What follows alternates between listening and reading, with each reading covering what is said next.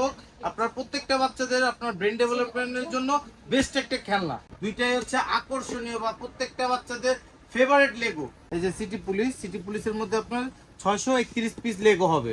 Fire ব্রিগেডের লেগোটার piece হবে হচ্ছে 774 পিস। হ্যাঁ 774 পিস। অসাধারণ একটি প্রাইস দেবো আজকে, চমকের উপর ডবল চমক একটা প্রাইস দেবো।